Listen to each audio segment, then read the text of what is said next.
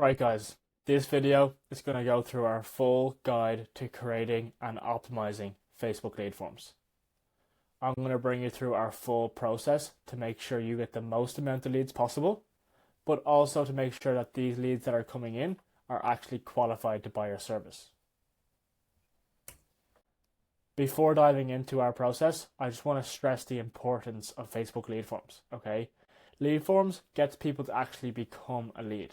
Okay, your copy and creative gets people to click your ad and become interested, but your lead form is what actually converts them into a lead and gets their contact information. We argue it's the most important step when it comes to Facebook ads. It's all well and good having a good graphic, and it's all well and good having good ad copy, but if we can't get someone's contact information, the campaign is useless and we won't generate any revenue from the campaign. So it's so important to make sure we optimize our lead form to get the most out of our Facebook ad budget. Principle number one we think through when creating Facebook lead forms is you want to give them a reason to continue. They clicked your ad for a reason, okay? They stopped scrolling, they looked at your graphic, they read your ad copy, and now they're taking the next step to become a lead. We just need to go ahead and remind them of this on the lead form, okay? And let's give them that little bit of encouragement to go ahead and submit their contact information. The next thing we like to do is remind them that they're only one step away from getting the service that you offer, okay? When they saw your graphic and they saw your ad copy, it gave them some sort of dopamine to go ahead and go to the next step. We want to just remind them that they're only one step away. A lot of people might think that lead forms are a big survey, especially if they haven't done a lead form on Facebook before. They might think this process is long and they have to submit loads of information. Typically, lead forms are only a few questions long, so let's just remind them that they're only one step away from getting an offer like 10% off or saving their roof, for example, if you're a roofer, okay? This could be anything. This could be you're one step away from getting your dream teeth if you're a dentist, okay? So just remind them, whatever the solution is that your service offers, let's just remind them they're only one step away from getting that. So essentially, all we need to do is we need to align the ad message with the lead form headline, okay? We have the leverage here. They read your ad copy, and from the ad copy, they were interested, and it sparked some sort of activation energy to go ahead and click the next steps. So if we can just literally align the ad copy in the lead form headline, they'll go ahead and take the next step because we know they were interested. And then again, we just want to reinforce they're nearly done. So by saying you're one step away, it will just reinforce to them, okay, this isn't a long survey. It's just a few questions. Let's get through this and let's get a solution to the problem I have. So these are the two principles you need to think through when giving them a reason to continue. Moving on, lead form structure. We have a unique structure when it comes to Facebook lead forms, so I'd really recommend following this. Okay, the first thing we like to think of is the lead form graphic. A lot of people waste this space. They just throw in maybe the graphic they made for the ad, and this is such wasted real estate when it comes to your lead form. The graphic gives you another opportunity to go ahead and get them to continue. So let's put in an offer, let's put in the solution, let's put in a picture of the dream solution and make the ratios fit the lead form. I'll show you an example as well from one of our partners, okay? But again, we make a graphic on Canva featuring the offer, okay? If you have any sort of discount, put that in.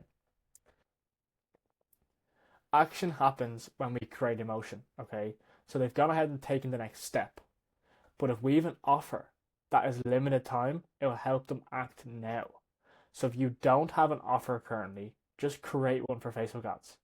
Give them 5% off this week only, okay? It will give them that energy to be able to go ahead and get in touch now rather than wait till later, okay? Again, they saw your ad, it created emotion in them, okay? They wanted a solution. When they click your lead form, they might be a little bit discouraged because they have to submit some information.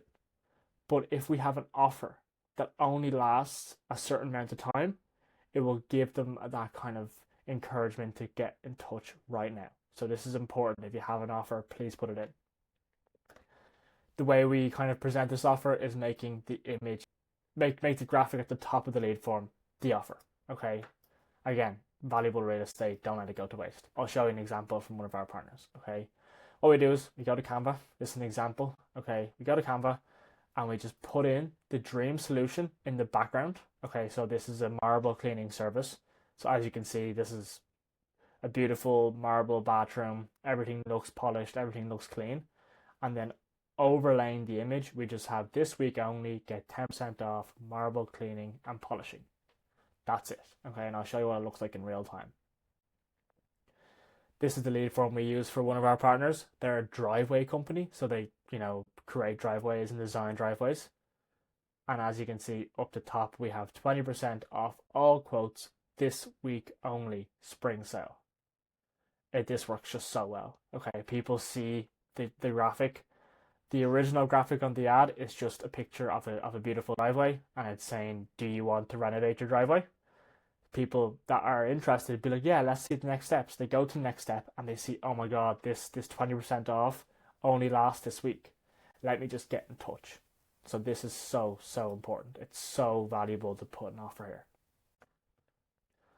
So once we have the graphic made up the top above the lead form, we need to think about the title underneath the graphic. If we go back to the last step, okay, about giving them a reason to continue, this is where this principle comes in. And you can kind of use your creativity here, okay? If you have a good offer, you can put the offer in. But if it's just very simple and you're a dentist and you're just doing teeth cleaning or you're doing Invisalign, just put that in there. It's going to be very simple. This isn't too complicated, and don't overcomplicate it. You know what I mean? We have a good offer here. So we actually say you're just one step away from getting 20% off your quote.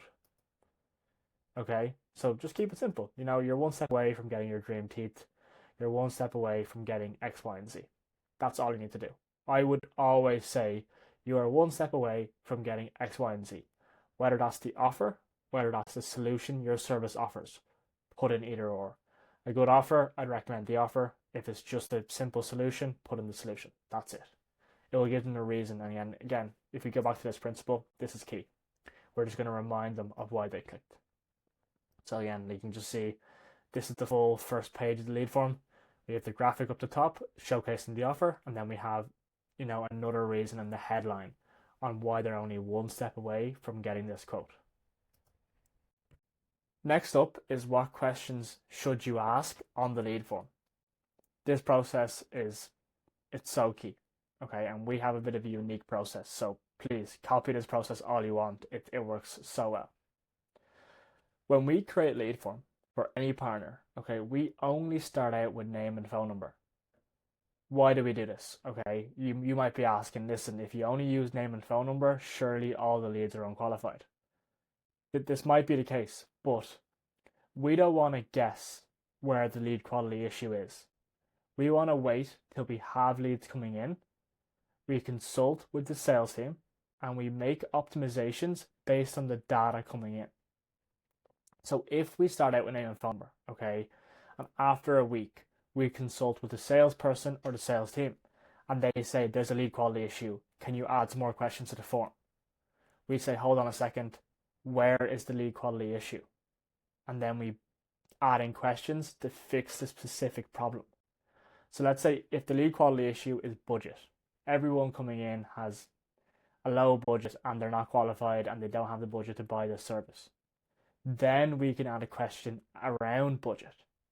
But if we didn't have this data, and if we didn't consult with the sales team and we just started out the lead form with a bunch of questions to add friction, we're losing leads that could be qualified. So again, if the issue is budget, all we have to do is add a simple question saying, what's your budget? And set the minimum amount to match our service charge. That's all we need to do, okay? We only add in extra questions when it's necessary. This avoids unnecessary friction in the lead form. We don't want to solve a problem that isn't there. Okay, lead quality can be a bunch of issues. So don't add in unnecessary questions if it's not fixing a problem. Run the Facebook ads with just name and phone number to begin with. And over time, if you're the salesperson or you have a sales team, consult with your sales team or yourself and just identify trends of where the lead quality issue is. If it's a phone number, put in manual fields.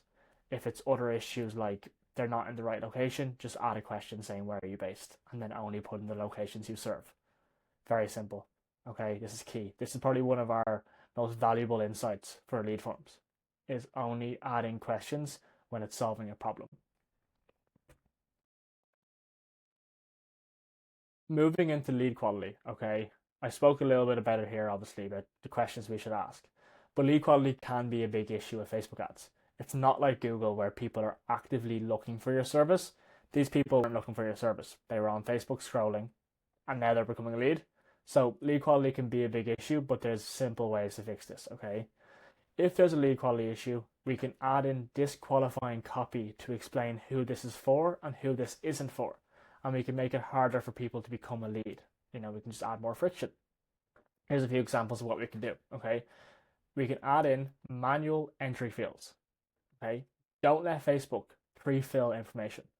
When you're on Facebook, you may or may not know, when you click your name, it would autofill your name and phone number, okay? The issue with this is a lot of people might have, registered in 2012 and that phone number no longer exists. So that means you're kind of wasting your budget on people that put in the wrong information.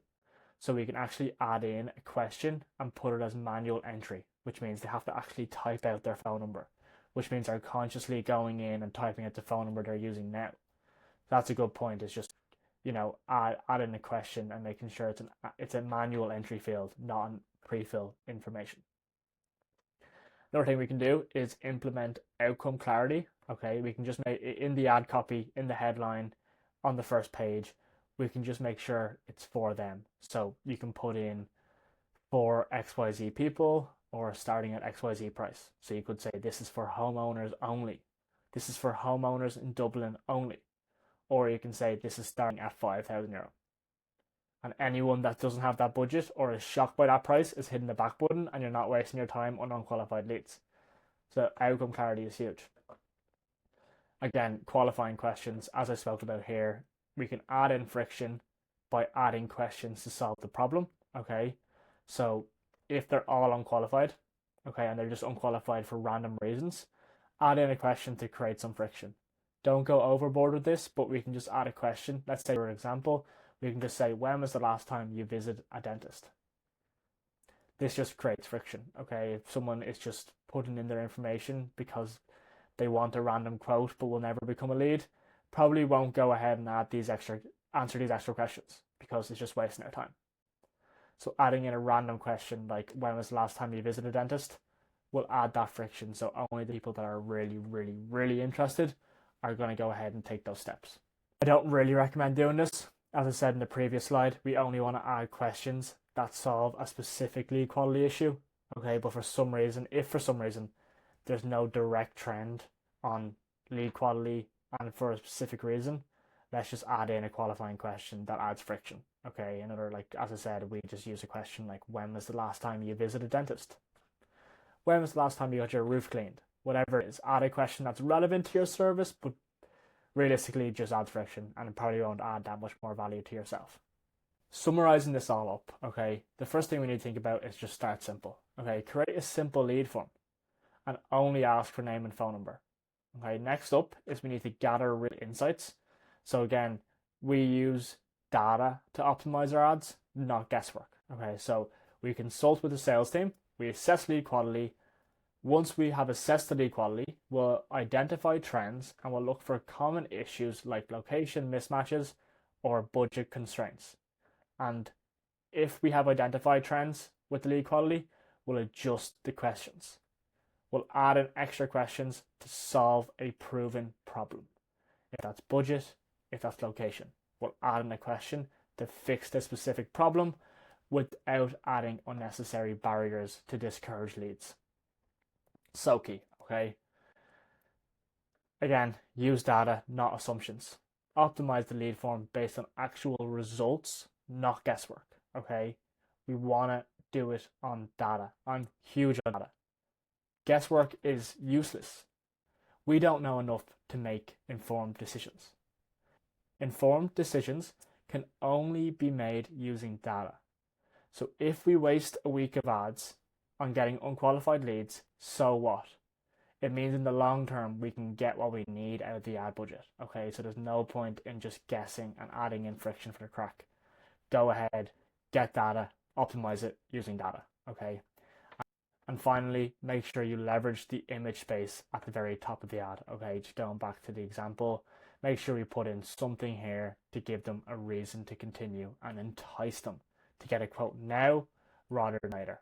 Okay, so that's pretty much it, guys.